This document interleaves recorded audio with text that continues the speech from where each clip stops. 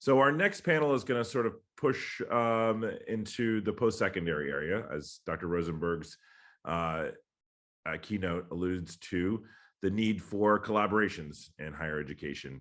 There is an incredible amount of skill evolution, and it is just changing at a rapid pace right now. So employer demand for STEM skills continues to rise. And some of these computer jobs, as you heard Shelley say earlier, are incredibly hard to fill. But post-secondary education is a critical space before employment. And there is a profound need for impactful collaborations between employers and educational providers. So today's panel is going to dive into that interplay and will be moderated by Dr. Tom Tubon, who is a familiar face to many STEMconnector members, but has a new role at BioMADE, one of the Department of Defense sponsored institutes for advanced manufacturing. So I'll let Tom tell you a little bit about BioMADE, and he can also introduce this impressive panel. Thanks, Tom. Thanks, Ted, and it's a pleasure to be here. So let me tell you a little bit about my experience first with STEMconnector. So I've been working with STEMconnector since 2014, first as a tech and community college educator, and now in this current role as Chief Workforce Development for the BioMADE Manufacturing Innovation Institute. So BioMADE is the 16th Manufacturing Innovation Institute supported by the federal government, the 9th supported by the Department of Defense. And the focus for BioMADE is to establish public-private partnerships that promote the engineered biology space. So one fact that I want to share with you is that 60% of the global supply chain, as we identify, can be produced biologically. And so our charge with BioMADE is to determine how to do that using biologically based resources. And you can see that that rolls into this idea of a very strong and sustainable economy. So we're also interested in supporting the education and workforce development space, which gives me great thanks to be here. And I've been fortunate to be part of STEMconnector for quite a number of years, and I've seen the impact that STEMconnector has had on workforce development. Earlier today, we heard a little bit about the innovative efforts from our partners in K-12 for equity and access. And as we continue this panel, we're going to continue this discussion to provide insights of how industry partnerships are enabling student success. So I'd like to welcome our panelists to our session. We have Bryan Quick, we have Shelley of Birdsong-Maddex, and we have Jason Treadway. And if you all wouldn't mind, I'd like to just do a really quick, have you guys give a really quick introduction in that particular order. So Bryan, Shelley, and Jason. And we'll get this panel rolling because I think that there's some great synergies between our K-12 partners and our higher education post-secondary institutes to really drive the opportunities forward for workforce development. So over to you, Bryan, please. Thanks, Tom, and good afternoon, good morning, everyone. As Tom mentioned, my name is Bryan Quick. I'm with Abbott, based here in Chicago. We are a global health technology company. I've been with Abbott for about 10 years, but prior to that, as you're probably going to hear us talk a little bit about, STEM has been part of my background since graduating from college way back in the day, and I'm not going to give that date today, but I'm glad to be here, glad to talk about this really important topic with my co-panelists, Shelley and Dr. Treadway. So I'll turn it over to Shelley. Thank you, Bryan.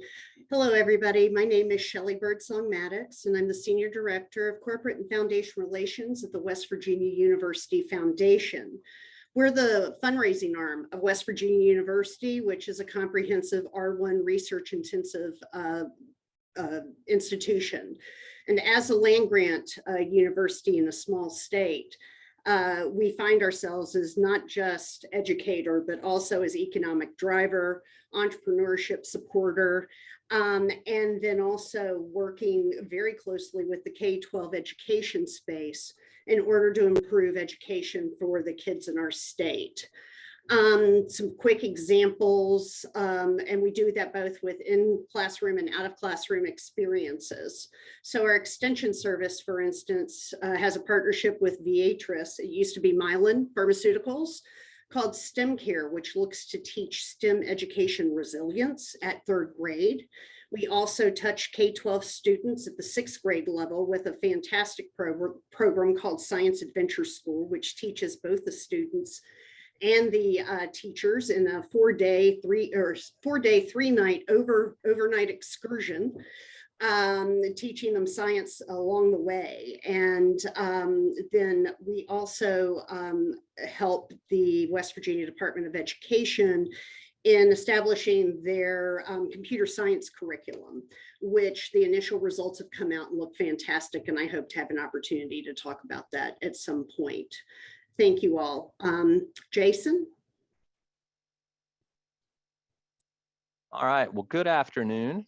My name is Jason Treadway, and I've been a STEM professional for a very short 27 years. And during that time, I've worked in the private sector, informal education, and now in higher education as director of the STEM Institute at Dallas College. So very simply stated, my role at Dallas College is to create and connect students with opportunities to help them bridge the gap between academics and the workforce. It's been a highly rewarding 27 years, and I look forward to sharing some of my experiences with you today. Thank you. Thanks, Jason. Thanks, Shelley and Bryan. So I think without further ado, we're going to jump right into the panel. I'm very pleased that we have a great representative of our four-year institutions, two-year institutions, and our industry partners that are all at the table here. So I'm going to turn it over to Jason and Shelley. And one of the major issues which we confront in higher education today is access. And we heard from our K-12 partners about this. First, Jason, and then Shelley. But I'm wondering if you could provide some examples of the issues that your students confront in accessing STEM pathways and careers, and how you are working to address them through the work that you do. Yeah, thank you. Thank you, Tom. So I would say that we have three big challenges at Dallas College facing our students. First challenge is opportunities, such as internships for two-year college students. The second is a need to work. Many of our students work full-time, so their time outside of school and work is very limited. And then the third thing I would say is a lack of professional mentors. Many of our students are first-generation college students who do not have at-home access to STEM professionals for mentoring, guidance, and support. So at Dallas College, how are we addressing these three things? And here's just a couple of examples. And at the micro level, at Dallas College, we've created a program in partnership with industry that puts a unique spin on the traditional internship. The program is called the Miniturn, and it's a compressed 10-week externship program that's sponsored by a host company where students work as a team to research and make recommendations to a business opportunity. Their final deliverable is a presentation that they give to company leadership at the end of the 10-week externship. And honestly, this program is really a gateway program towards a future paid internship or employment with the host company. And several students have gone on to work part-time or full-time with the company that they have Miniturned with. So it's been a very successful program in those regards. And then, for the industry partners, it's a way for them to have a very low risk look at the potential talent to offer positions, part-time, full-time, or an internship. So it's a low risk assessment for potential talent. And on the student side of things, it's compressed. Like I said, it's 10 weeks. So that really addresses a couple of the challenges just in terms of time duration. The students meet about 2 hours a week. They as a team get to decide when they meet. So collectively, they agree on a time that benefits everybody. So you do kind of work with that class schedule and also work schedule. And then, talking about in terms of lack of professional mentors, The Miniturn program is really a way of exposing students to real world business, the business community. And so many of those, the folks that from the host companies provide a mentorship to the students through the 10-week externship program. And then I'd say also at the macro level, so through our reorg in becoming Dallas College, we've created specialized roles such as a pathway specialist and success coaches to better guide students in their journey. And then also through our Employer Resource Center, students have access to Handshake, which connects them directly with employers and employment opportunities. So those are just a couple of challenges that we see at Dallas College. Of course, there are many other ones. I would say those are the top three. And just a couple of examples of how we at Dallas College are addressing those challenges. Thanks, Jason. Those are some really great and innovative solutions to engage students and industry in real world challenges and providing those solutions. Shelly, I'm gonna turn it over to you. Thank you, Thomas, and thank you, Jason, for sharing your story. Yeah, so I feel like I need to take a little bit of a step back because West Virginia has a lot of stereotypes and a lot of people don't realize those stereotypes are not quite right. So before I go any further, I want to make sure that people know that, WVU has been trying to address not just STEM, but just overall arriving and pursuing a post-secondary degree, as well as persevering and making it to graduation. And so WVU took the time in 2019, pre-COVID, which that's a very important part here, to interview students or to survey students. Over 1,000 participated, asking them if they were staying, if they were considering leaving, or if they had left, why. And three primary themes came out. The first one was a sense of belonging. And this kind of harkens back to the imposter syndrome that the K-12 panel spoke to. There are just a lot of kids who don't necessarily believe that they should be in college. The second is preparation, and I'm going to talk a little bit more about preparation. And third is financial challenges, which I don't have enough time to touch on that. So, we're a comprehensive land-grant university, and as such, we have about 29,000 students, of which 52% are in-state, West Virginia in-state. Oh, thank you, Andrea. Go Mountaineers. And it's a requirement, Thomas, sorry.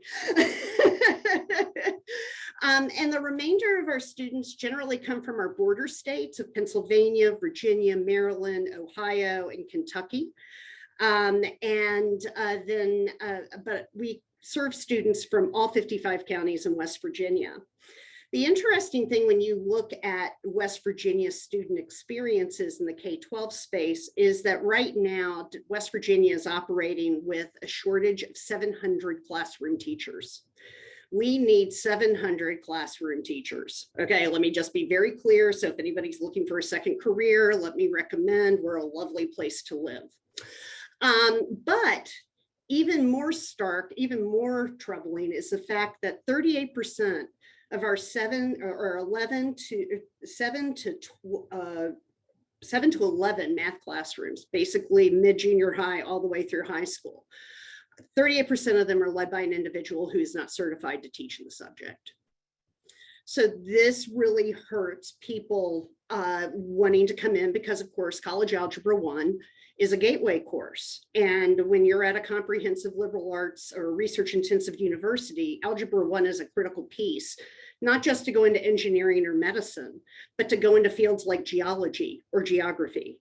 You've got to have that Algebra 1 credit. So if you can't get through that initial gateway course, then it becomes an uphill climb at that point. And those are two, I think, of the most prominent barriers that our students are facing in accessing the STEM pathway. So Shelley and Jason, you presented the perspective from our academic side of the house, and it's in some sense it's fairly bleak in thinking about 700 classroom teachers and 38% of these folks that are not equipped or certified to teach in the classroom. And I want to change that perspective just a little bit, because I think perspectives are really important. And the perspective of looking at it as a deficit or a shortfall in the system, we can realize that and then look at that in terms of what we need to do. I would really push the idea for everyone in this session, in the summit, to think about it in terms of challenges that we can address and how we're going to overcome. Because I think that the magic of what we're doing here is bringing the network and the groups together so that we can overcome these challenges. But I could not agree with you more about the level of difficulty that educators face. Just really quickly, just to play off of that comment, Thomas, and I promise it'll be short, Brian, is that as the lead university for this state, we do a lot to work with the K-12 system to try to rectify these challenges. Unfortunately, our time today doesn't really provide me the opportunity to go in depth on those types of things, but just as a quick side note, we just, back in 2019, the West Virginia Department of Education mandated computer science education for our K-12 students, mandated it, and we did not have a curriculum. So the Gay Stewart here at West Virginia and Afrin Naz down at WVU Tech in Beckley came together with the West Virginia Department of Education. And just in 2 years, we have over 30% of our West Virginia students enrolled in computer science. No, 41%, I'm sorry. And 30% of them are female, which is close to the national average, which is great news. 40% of them are economically disadvantaged, but we're still short of our Code West Virginia and West Virginia Department of Education goals. So we're slowly but surely making progress. And we really are looking to engage people like Bryan and others on the other panel to really enhance those efforts. So I'll leave it at that. I'm appreciated. And I think that we're, coming from an educator side and perspective, we're all in the situation, especially with emerging STEM technologies, of building this plane while it's flying. And fortunately, we have a number of amazing engineers that can help us to do this and build a very, very sound aircraft. So on the side of education, we can hear about some of these innovative ways that we're addressing our challenges in the system. But we also have a very important component, which is our industry and our industry partnerships. And so for this, I'm going to turn over to Bryan. So Bryan, you've been with Abbott for 7 years in the talent acquisition space, and even longer, doing the work that you do to advocate for workforce development. In your view, can you explain how Abbott and other employers have shifted to engage with students and institutions to advance equity and access to these STEM careers? Yeah, Tom, thanks so much for that question. And you stole a little bit of my thunder when we were talking. You were talking about how we should look at reframing this whole issue about a deficit and make it a challenge, right? One of the things that I always like to point out is that the U.S. Bureau of Labor Statistics highlights that the U.S. is going to need another 1 million STEM workers by the end of the decade. So where are all these people going to come from? These workers going to come from, right? So we have to collectively, not just Abbott, not just other companies, but we have to collectively expand our recruiting efforts to reach students from underrepresented groups if we're going to try to address this issue. So at Abbott, we've really enhanced our targeted recruiting efforts with HBCUs and HSIs, with the really sole purpose to try to drive deeper engagement and deeper relationships that are sustainable relationships. And those are things like what Shelley was talking about earlier, developing those deep, sustainable relationships. Those relationships are what's critical to expanding equity here. We also, have to, be creative in some respect too as well, and be active with other, industry groups. Industry groups like Advancing Minorities and Interest in Engineering. This is an organization that brings together deans of engineering and industry professionals to collaborate on, the advancement of minorities in this field. Internally, in our program here at Abbott, our internship programming, particularly our high school internship, which is a direct pipeline to our college internship program and our full-time positions, that program aims to recruit students from diverse backgrounds.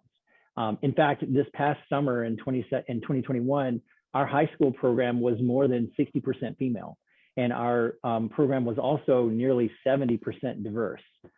So this issue is really, it's so important to Abbott. It's so important that it's built into our 2030 sustainability plan, with a goal to offer STEM opportunities to more than 100,000 young people, including half of those being from underrepresented minority groups by the year 2030.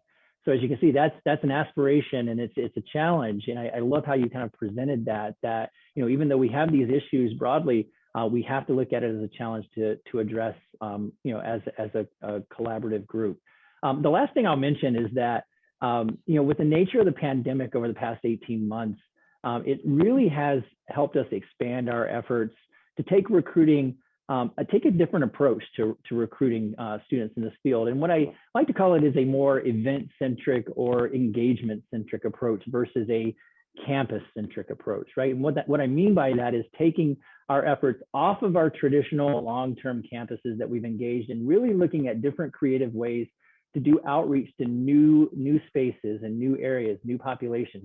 We've found that this has been really helpful to give us access to a larger population of students across a larger geography.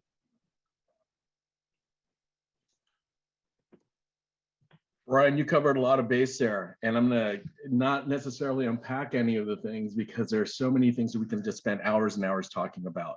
One of the major ones, the millions of folks that are out there that are required, we need people to start thinking about these jobs in STEM fields, and they're not traditional students who are entering in STEM. And so your work with Abbott and other industry partners that are here at the table are doing a tremendous job of bridging that gap and getting people engaged. But as you mentioned, it is an all hands on deck effort. It takes our industry partners and partnering with our colleges and our universities to really drive this forward. So connecting all the dots here is going to be critical to ensure that we have that STEM workforce for tomorrow. As part of moving forward, one of the major issues that we're all facing, and I think it's not necessarily an issue, but maybe a driver for success for students, is the idea of work-based learning or experience-based learning for some of our students.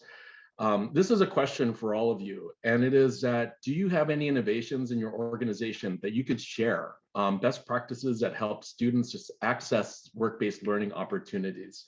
And you'll get a little bit of extra bonus points for practices and such that we can identify for our community as replicable or scalable, because at the end of the day, we want to get this message out to everybody, but not just the message. We want to get the resources and the capacity to make these changes happen across platforms. So I'm going to turn it over to you all to share some of your good experiences in the institutes that you work for. Well, now, Tom, that you've offered me extra credit, I am in the pursuit of excellence and extra credit at all points. And I'm going to share with you something that isn't necessarily an innovation. It's kind of a no-brainer, but I don't think that people recognize it. And it really comes from the fundraiser perspective. So everybody, please forgive me for a moment. I promise I won't pass out pledge cards. And that is tools and software packages and the things that you use in your everyday life as a STEM employee or employer.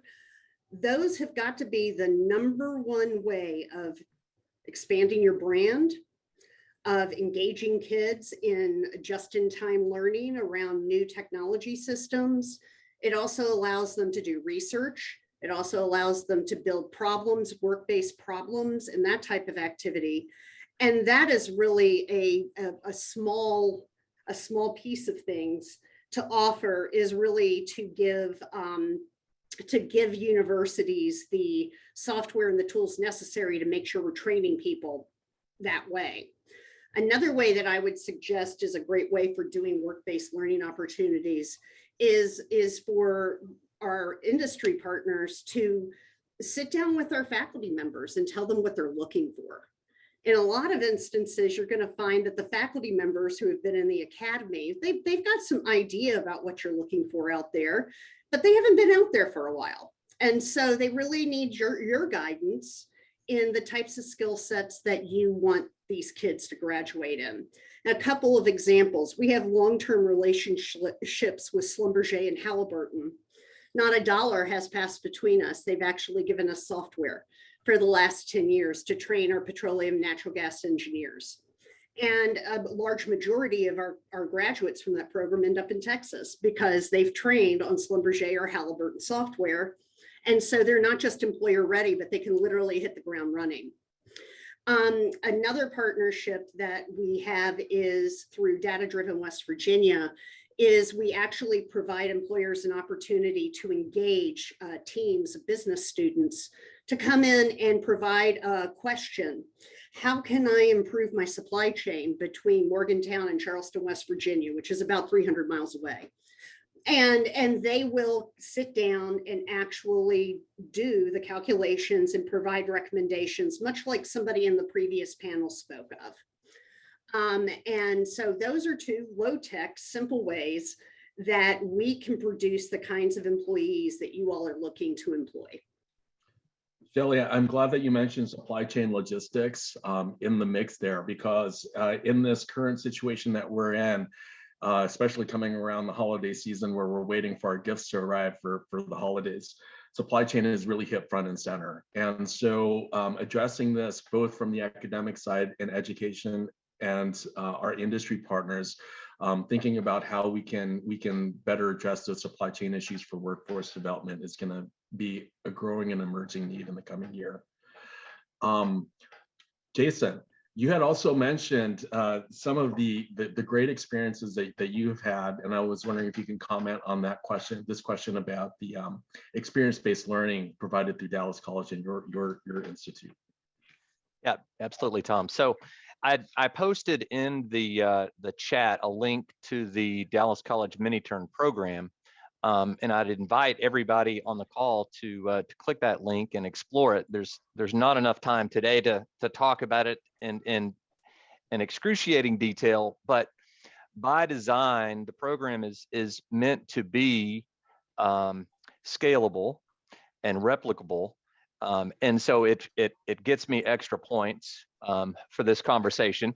But that's by design. I mean, this program really was initiated by an industry partner.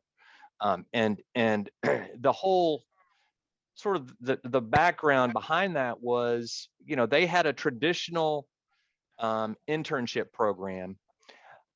But through their partnership with Dallas College, they realized that their traditional internship program didn't fit with Dallas College students. And so this unique spin on the traditional internship was kind of evolved. And so it's and to the extent of scalable and replicable, there's even a how-to manual on how to run the Miniturn program at another campus or through an industry partner. And so, I also invite you to reach out to me and we can talk specifics and see how, what your situation is and how the Miniturn program might work with that. But again, the whole purpose of it is scalable, and we have partners across all industry. We have a couple of municipalities that participate. We have a medical institution that participates. We have a couple of engineering firms that participate. And so while it's not necessarily connected to academics, one thing that we have with the program is students who participate do earn continuing education units. So these are non-academic credits, but they do go on the transcript, which allows, so it's visible on the transcript, and it shows potential employers, students' involvement in quote extracurricular type things.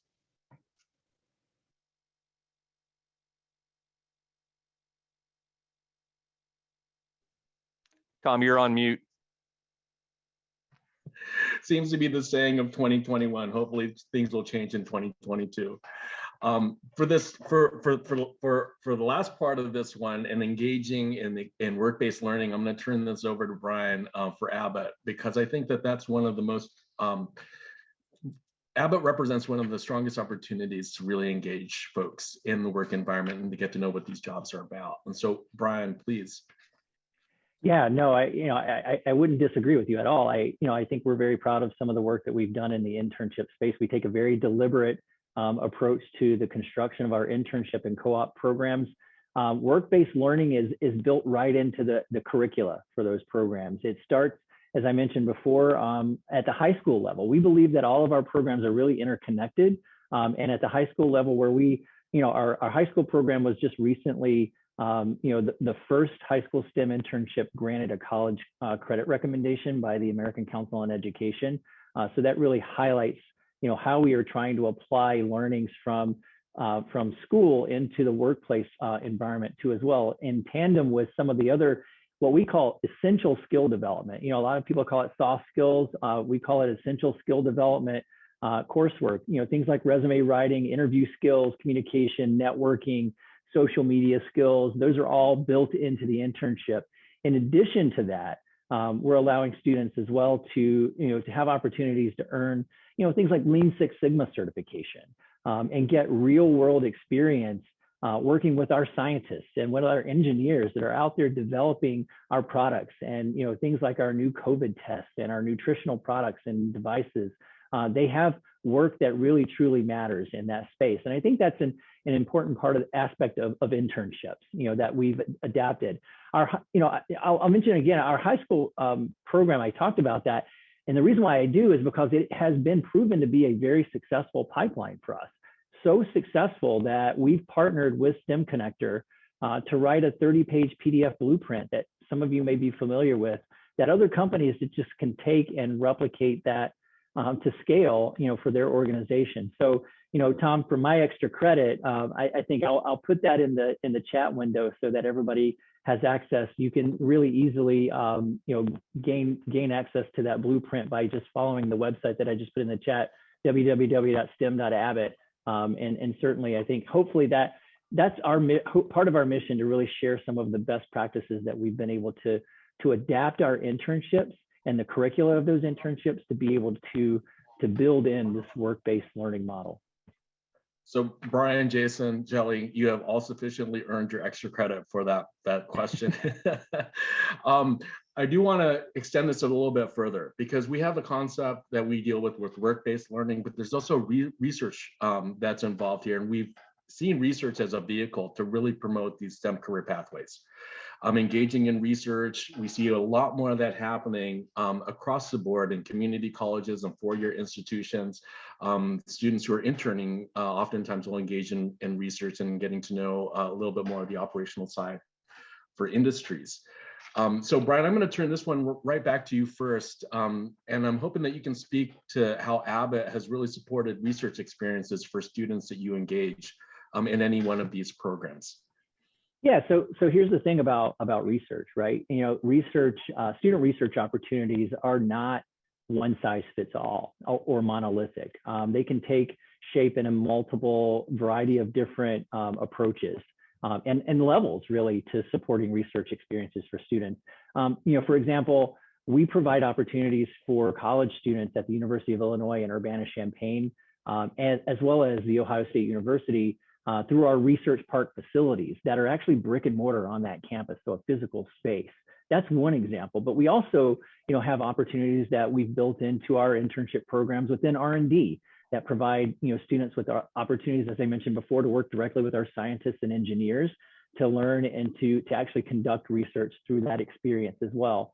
And lastly, research comes in a lot of different ways. Support for research comes in a lot of different ways too, as well. It can come from financial support through organizations that we partner with at each university, or even at the student organization level too. We can also support different student design projects as well as capstone opportunities to give students that opportunity to see what research really is like in in an industry environment. And I think that's the important part. You can do research all day long in the confines of a university, but once you start having a partner in the industry that you're able to apply that that specific technique to, that's when it becomes real. And I think that's where we have an opportunity to partner with universities to give real projects, real meaningful work for students to be able to get their hands in and actually do research on.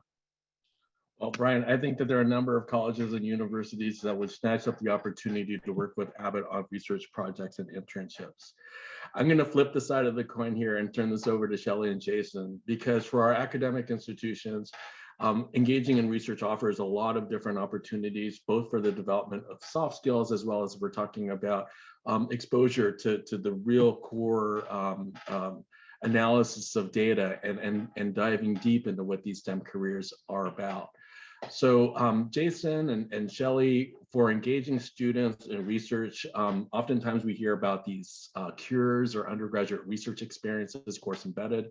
Any of those types of experiences that you have in your institution that involve industry partners or maybe are industry led, can you speak to those opportunities as exemplars for our folks here at the summit? So I'm not sure if we're necessarily blazing new ground here. But I think some of the, as I kind of sat back and thought about this question, I go back to senior capstone projects, which can be done in any discipline on a college campus, and the ability to have our employers and our companies interact with students on a day-to-day level. I think that really having that interaction between the students and their future employer is really critical to the entire equation. I think if somebody comes into freshman year and they want to be a STEM person and then they get stopped by Algebra 1, well, how do you recover from that? And then how do you continue to gain that resilience from your interactions with industry? And so working on that, in 2019, WVU received its first Arnold and Mabel Beckman Scholars Award, which was for undergraduate research experience. So that's always great when you can get the nonprofit, the private foundation community to support it.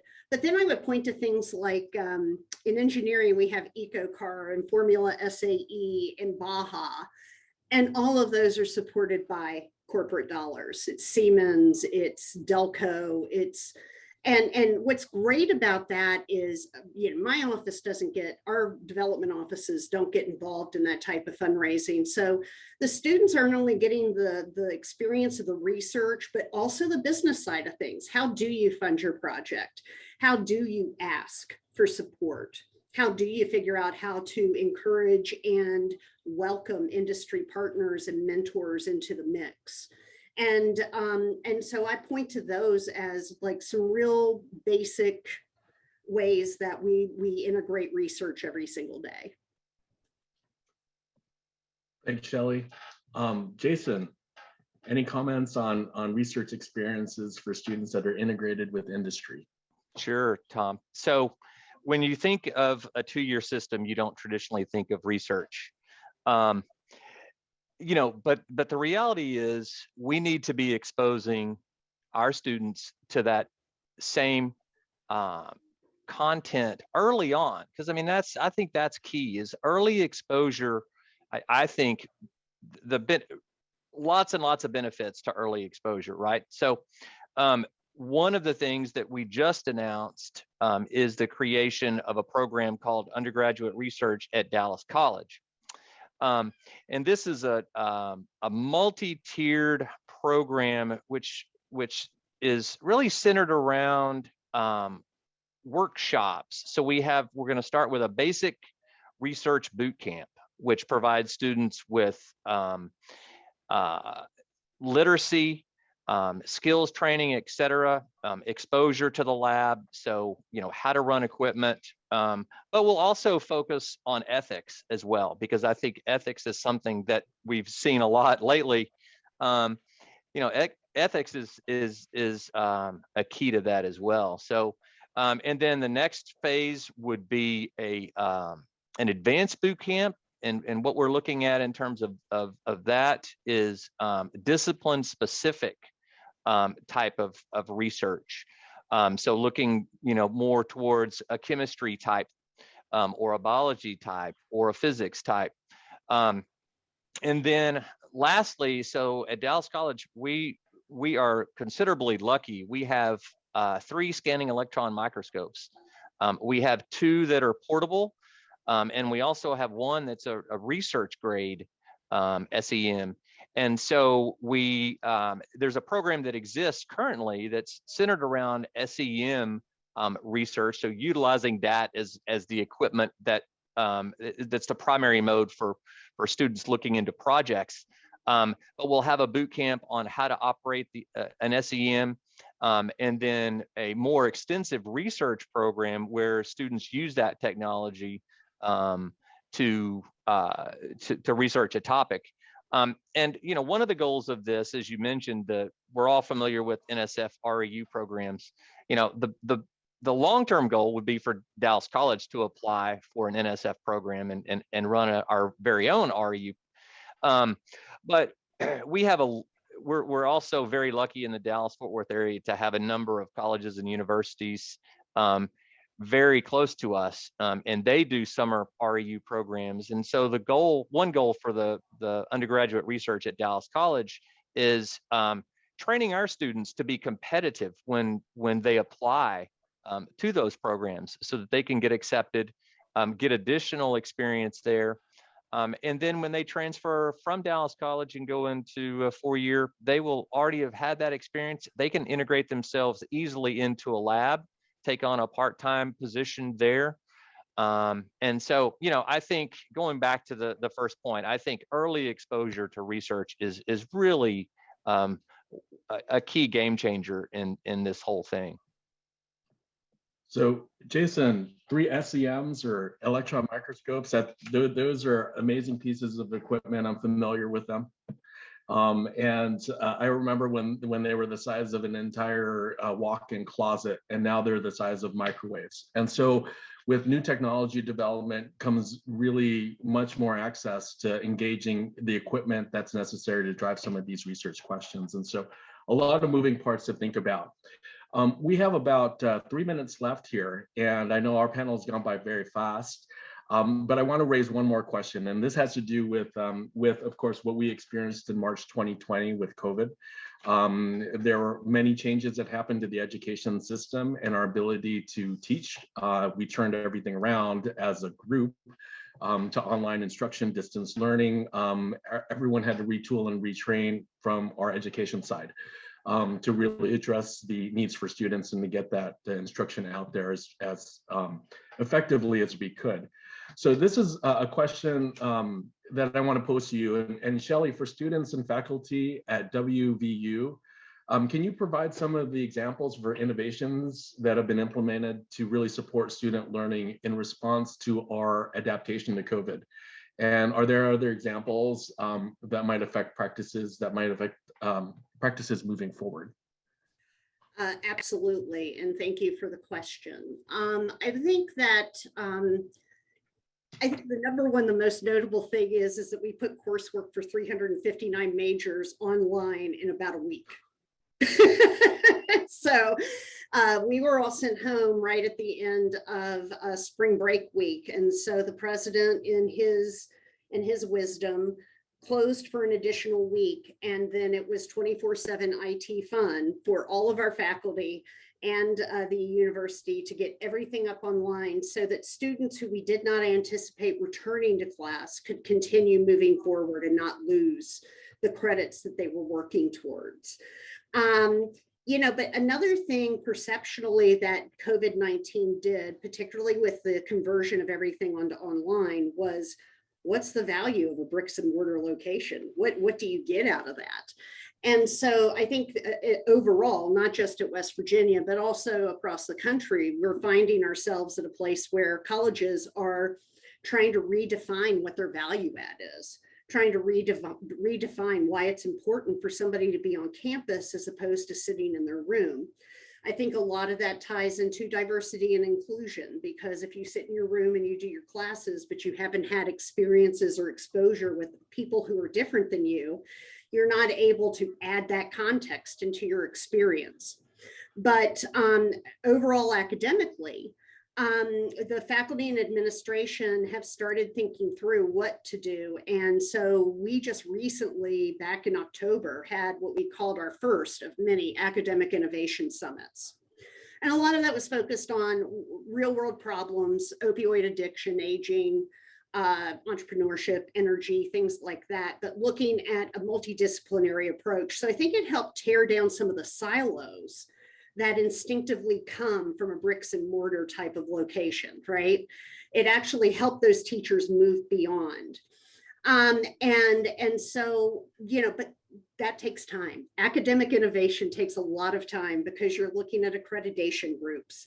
And, you know, every academic institution has not just one, but 6, 7, 8. So for instance, our engineering programs just went through Abbott accreditation. And so we've got to balance the need for innovation with what the accreditation groups are asking for. Because if we lose our accreditation, then our degrees are worthless. And so I think that as we think about this, and as we think about this as a larger group, we have to add into that mix the fact that higher education, both Dallas College and WVU, are under very specific guidelines from oversight agencies to ensure that we're teaching the right things. So I don't think we're going to see anything immediate, but we will eventually see a changeover. But I think that the introduction to Zoom has been extraordinarily helpful, because what it's done is it's gotten people to think about things outside of that person-to-person interaction and actually react. You know, we're doing this all online, but and so, you know, it's a different way of working with things, but we do all right. So I would say, yes, there are a lot of innovations as far as the IT side go. As far as the instructional side go, I'm not an instructor, so I have to be clear about that. But I do know the role that accreditation plays at our university, so we have to be sensitive. So it's also introduced a number of really, really important considerations that we don't have very much time to jump into here because we are at time. Part of what I wanted to raise is just the idea to think about, and this is how COVID and the current situation we're in that has shifted to digital has impacted the way that we interact with employees and that everyone interacts with everyone else, because we are a web-based world now and we're embracing those technologies. The return to work is not what it used to be. The social distancing, there are a lot of components that have changed the way that we address our ability to do the work as well as to provide the education. I wanted to take just one more moment to thank everyone on the panel. Bryan, Jason, Shelley, you guys are a phenomenal group and definitely experts in the field. So expect to see your mailboxes flood with requests for information on how to really implement and engage in some of these activities. And then lastly, thanks, Ted. I'm going to turn this back over to you, and thank you to the work of STEMconnector for really providing the guiding light for a lot of our educators and our partnerships, which are creating this meaningful change. Back to you, Ted. Thank you, Tom, and thanks to this awesome panel. A lot of good friends on there, and just a great group of institutions as well. And stay tuned for some Tom. We're doing a lot of stuff with BioMADE next year, so we're really looking forward to that partnership.